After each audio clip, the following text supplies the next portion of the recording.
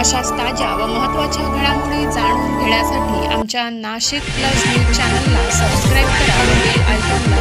Accident दुर्घटना घडली होती, त्यामध्ये त्याला दोन्ही हात गमवावे लागले. नितीन कायमचा पर्स स्वाधीन झाला, लाचार झाला. या सगळ्या गोष्टींमध्ये 2 वर्ष कंपनीने त्याला कुठलीही भरीव मदत केली नाही. त्याला फक्त दवाखान्याचा खर्च करून त्याला वाऱ्यावर सोडले.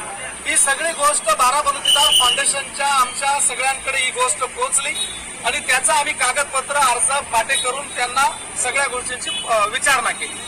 परंतु त्यामध्ये काही चर्चेला साधक बाधक मार्ग निघाला नाही आणि म्हणून 5 एप्रिल 2024 मध्ये 3 वर्षानंतर आम्ही बाराबलुतेदार फाउंडेशनच्या माध्यमातून सगळ्या सहकार्यांच्या माध्यमाने मोर्चा काढला.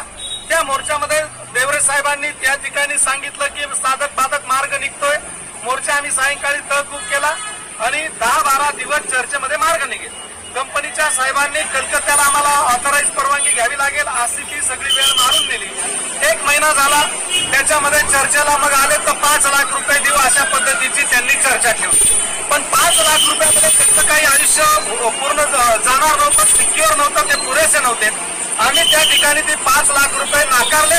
आम्हाला 15, 20, 25 लाखाची मदत हवी असा प्रस्ताव ठेवला आणि मग त्या पद्धतीने त्यांनी तो कलकत्त्यापर्यंत पाठवला.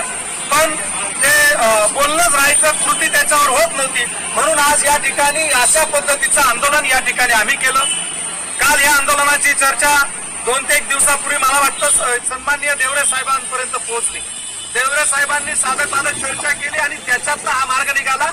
आज नितीनला मंडेच्या दिवशी म्हणजे सोमवारी नितीनला 4 लाख रुपये त्यांच्या खात्यावर ट्रान्सफर होतील. या महिना 15 दिवसामध्ये साहेब साधारण 15 दिवसामध्ये त्यांनी सांगितलं की 15 लाख रुपये त्यांना कव्हरेज मिळेल. आपण 15 दिवसाच्या ऐवजी 25 दिवस वाट पाहू. 15 लाख रुपये ते 4 लाख रुपये हे कॅश आणि त्याच्या सौभाग्यवतीला आयुष्यभरासाठी 11,000 रुपये म्हणजे 12,000 रुपयाची जवळपास पेन्शन या ठिकाणी लागू केली. अशा प्रकारचं एक चांगलं काम आपल्या बाराबलुतेदार फाउंडेशनच्या माध्यमातून सन्माननीय सुनील आबा गायकवाड, पुंजारामजी धुमाळ, राहुलजी भाईजी आणि सगळे आंदोलनाला समाधान डोंबरे, स्वप्नील देवरे सगळी मान्यवर होती. आदरणीय गुलाबजी पगारे साहेब होते, भरत लाडके होते, बंटी कोते होते. सगळ्यांचं हे यश आहे, सामूहिक यश आहे. या सगळ्यांनी त्या ठिकाणी मोठं आंदोलन केलं आणि आज या आंदोलनाला अतिशय सुंदर आउटपुट आपल्याला प्राप्त झालेला आहे. त्या परिवाराला 19 लाख रुपये रोख आणि 3 लाख रुपये औषध उपचाराच्या वेळेला त्यावेळेला दिलेले, उपचाराच्या व्यतिरिक्त वेगळे ते जवळपास 4-1 लाख रुपये आणि पुन्हा आयुष्यभरासाठी पेन्शन त्याच्या पत्नीला आणि त्याला मिळालेली आहे. अशी भरीव आउटपुट आपल्या मनाप्रमाणे या ठिकाणी साध्य झालेले. मी सन्माननीय प्रेम साहेबांचे आणि संजयजी बडिया साहेबांचे, बॅरियर संजयजी बॅरियर साहेब आणि सन्माननीय प्रेम साहेब यांनीही, सन्माननीय देवरे साहेब यांनी ह्या आंदोलनाला वेगळी दिशा लागू दिली नाही, गालबोट लागू दिले नाही, मारहाण तोडफोड इथपर्यंत यांनी जाऊ दिलं नाही. त्याबद्दल या कंपनीचे, या अधिकाऱ्यांचे मी आभार व्यक्त करतो, धन्यवाद देतो आणि एक चांगला मार्ग या ठिकाणी निघाला. पुढचा कायदा आणि सुव्यवस्थेचा प्रश्न मिटला हे या ठिकाणी समाधान व्यक्त करतो.